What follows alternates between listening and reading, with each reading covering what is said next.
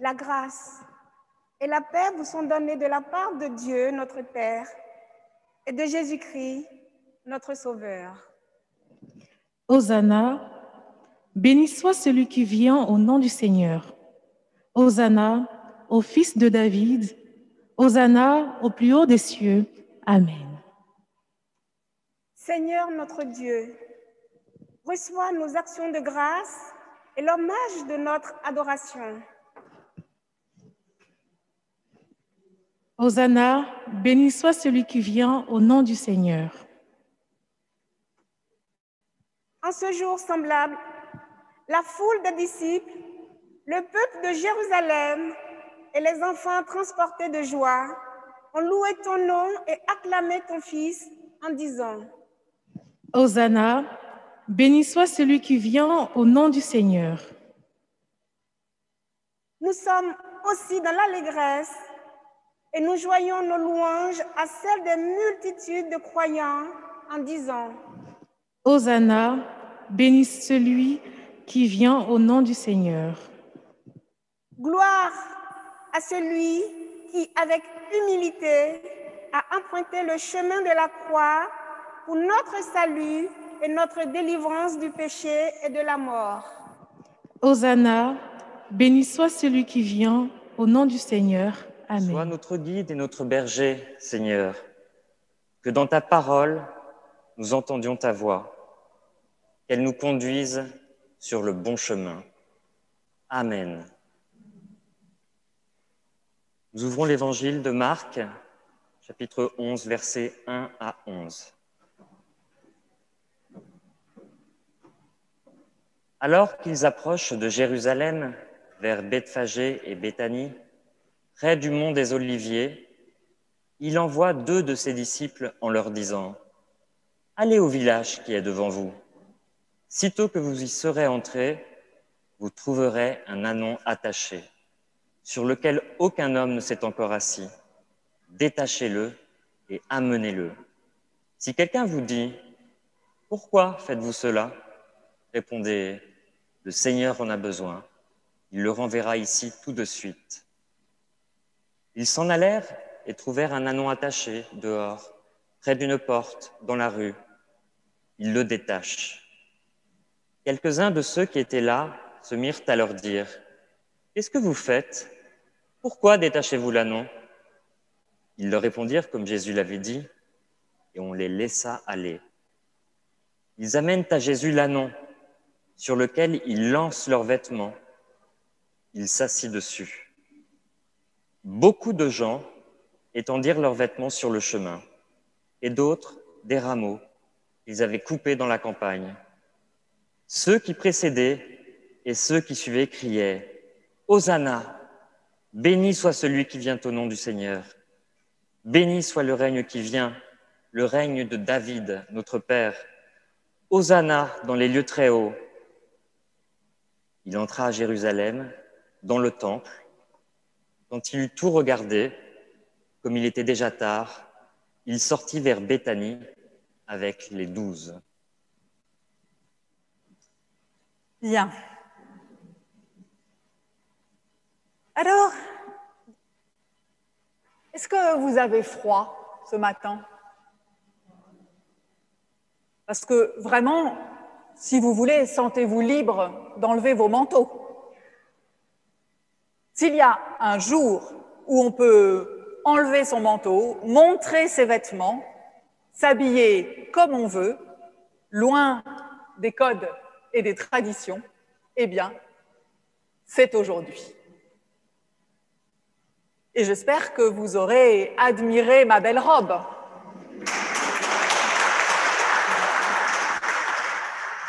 Offerte par nos amis de la communauté presbytérienne, ceux qui n'ont pas pu se joindre à nous aujourd'hui. Ils me l'ont offerte à l'occasion de mon ordination. Et puis, je voulais aussi m'habiller ce matin avec ce beau tissu offert par nos amis méthodistes, mais finalement, quand même, il était mieux sur la table de communion. Bon, assez parlé chiffon. Revenons ou venons à notre récit. Qui en sont donc les acteurs? Singulier ou pluriel, ils sont mêlés dans la foule ou même dans les foules. Difficile de les individualiser, comme si Marc voulait qu'on ne puisse pas les reconnaître, que leur contour soit si flou que l'on puisse aisément se compter parmi eux. Cela commence avec les premiers mots du récit. Alors qu'ils s'approchent, au pluriel, de Jérusalem. Pour savoir qui est ce « il », au pluriel, il faut remonter assez loin dans le chapitre d'avant. La dernière mention d'un groupe de personnes, c'est, je cite, « Jésus sortait de Jéricho avec ses disciples et une foule importante ». Fin de citation. Ensuite, dans la suite du récit, on a des « ils » au pluriel. Ils font ceci, ils font cela, ils vont à tel endroit.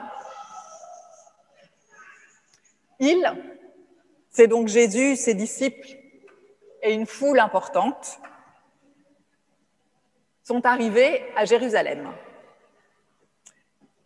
Et de cette improbable compagnie, Jésus extrait 2 disciples à qui il confie la mission d'aller chercher l'ânon. Ces 2-là, qui ne seront jamais nommés, sont prévenus que peut-être quelqu'un les questionnera sur les raisons qui motivent l'emprunt de l'ânon. Mais les interrogations, finalement, sont faites par plusieurs, je cite, « quelques-uns de ceux qui étaient là ».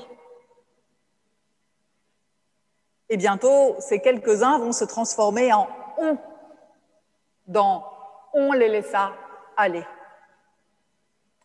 Alors les 2 disciples, si l'on pense qu'il s'agit toujours bien d'eux, derrière ces « ils » passe-partout, les 2 disciples amènent à Jésus l'ânon sur lequel ils lancent leurs vêtements. Voilà les 2 disciples qui se défont de leurs vêtements, en tout cas de leurs manteaux, en les jetant sur l'âne dans un surprenant geste de dénudement.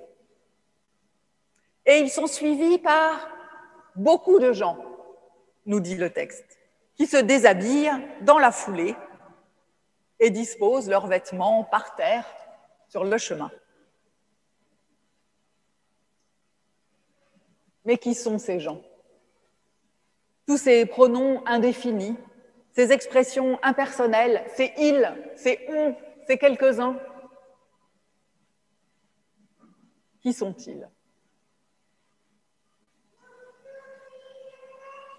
Est-ce que dans l'entourage de Jésus, ce n'est qu'un grand nuage de marionnettes molles et vides de sens, qui ne tiennent debout que par la rigidité de leur accoutrement, reflet peut-être d'une tradition amidonnée, que rien d'humain ne vient plus nourrir? Et justement, ces accoutrements, ils vont les déposer aux pieds de Jésus. D'autres, nous dit Marc, encore un pronom indéfini, moins prompts à se dévêtir, choisissent d'étaler par terre des feuillages qu'ils avaient coupés dans la campagne. Mais que sont ces feuillages? Est-ce que ce ne sont pas aussi des vêtements? Vous vous souvenez d'Adam et Ève, qui, après avoir mangé de l'arbre interdit, prennent conscience de leur nudité et s'habillent de feuilles de figuier cousues ensemble. Ce qu'Adam et Ève découvrent, ce n'est pas leur sexualité, ni leur nudité, vécue comme quelque chose de honteux. Ça, ce sont les interprétations ultérieures qui, à mon avis, n'ont pas de racines dans le texte hébreu.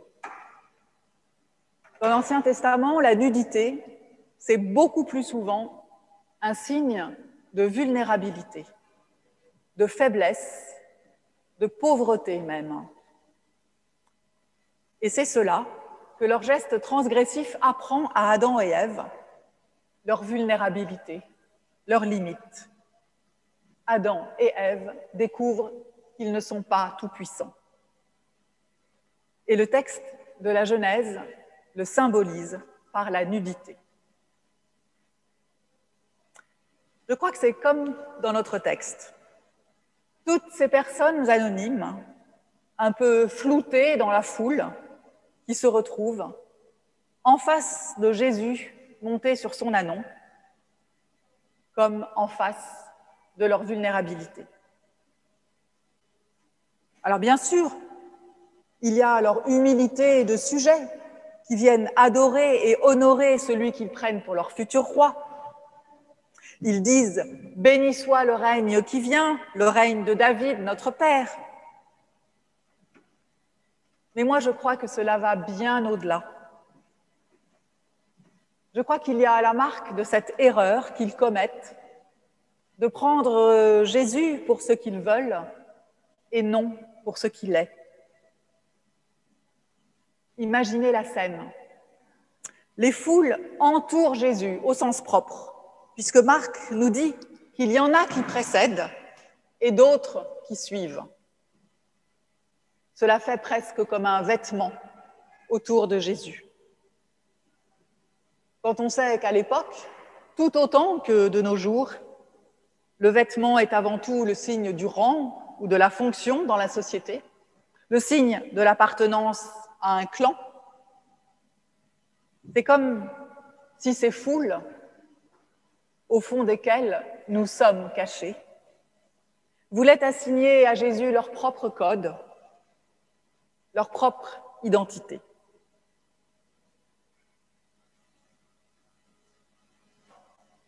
Voyez-vous, en préparant ce dimanche des Rameaux, le hasard, appelons-le le hasard m'a conduit à relire un petit livre de Maurice Bellet, L'épreuve.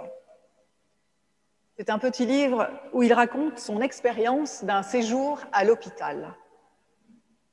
Ce moment où l'évidence de la vie est remise en question, dans une totale fragilité et dépendance, où il est nu sur un lit et où il s'interroge sur ce qui fait son humanité.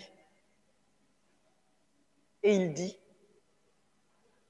je cite, « La première fois qu'on remet veste, pantalon, chaussures, on se sent devenir humain à part entière. » Fin de citation.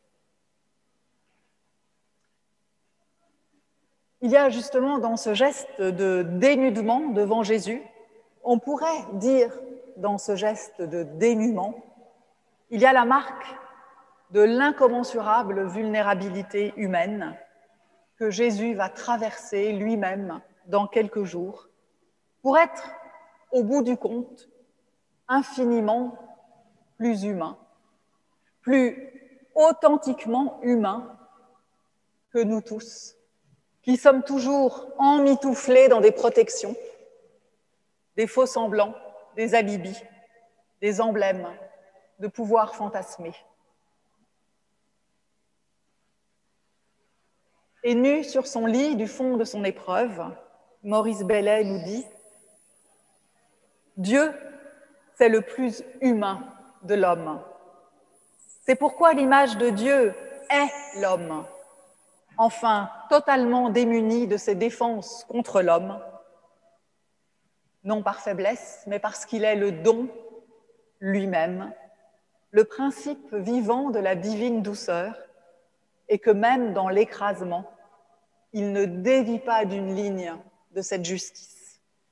C'est pourquoi dans cette faiblesse, il s'élève au-dessus de ces hauteurs où nous avons mis Dieu pour ensuite l'en déloger à notre profit. le plus humain de l'homme, n'est pas réduit à l'homme, c'est justement le contraire.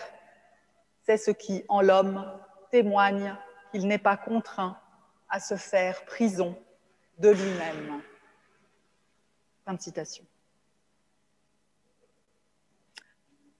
Alors moi, je me dis qu'il n'est pas étonnant que la tradition ait choisi pour désigner cette scène et le dimanche où on la commémore le nom de les rameaux. Le dimanche des rameaux, avec un R majuscule. La tradition n'a pas choisi les vêtements. Le dimanche des vêtements, avec un V majuscule. Moi, je crois que j'aurais bien aimé le dimanche des vêtements. Mais voilà, brandir des rameaux, c'est beaucoup moins intime qu'enlever ses vêtements. C'est joli, les rameaux, c'est gai, c'est convivial.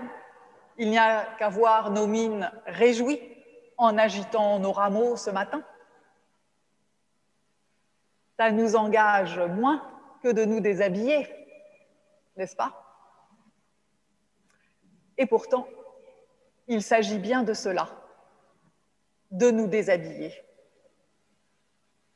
Ces rameaux, c'est notre incapacité à lâcher nos représentations de Dieu, de Jésus, de nous, enfin, pour simplement accepter de se présenter nus devant eux. C'est notre besoin sans fond d'un avenir qui s'ouvre au-delà de nous, au-delà de notre périmètre enclos. Un avenir qui nous délivre de nos vêtements qui nous enferment. En agitant nos rameaux, nous disons cela. Nous disons notre faiblesse, nos fragilités, nos trahisons même. Parce que cette foule qui acclame Jésus, qui voit en lui le roi, le Messie, cette foule au fond de laquelle nous sommes cachés, c'est bien la même qui, dans 5 jours, réclamera à grands cris la mort de Jésus sur la croix. Et justement, c'est dans notre faiblesse, dans nos fragilités, dans nos trahisons, que Jésus vient ensemencer. C'est là qu'il dispose, qu'il dépose la grâce du souffle divin. Il vient comme détricoter nos vêtements faits de routes tortueuses pour tisser un chemin de liberté qui s'échappe et le rejoint. Un peu à l'image de Jésus, chevauchant son âne avec tranquillité, avec cette obstination douce que lui autorise la confiance en son Père. Rien ne va l'arrêter, ni les foules presque oppressantes qui se voudraient manipulatrices, un moment sur son chemin, ni ensuite la solitude devant l'abandon de tous. Il avance. Même l'horizon connu de sa mort ne le détourne pas. Il avance. Dans ce monde d'injustice, de mensonges, de course perpétuelle vers le mieux, d'élimination de la petitesse, de l'insignifiance, de ce qui n'est pas conforme, il lui faut convaincre qu'il y a une autre voie. Devant tant de dureté et d'incompréhension des foules, ces foules au fond desquelles nous sommes cachés, l'autre voie passera par sa mort ignoble, puis sa résurrection.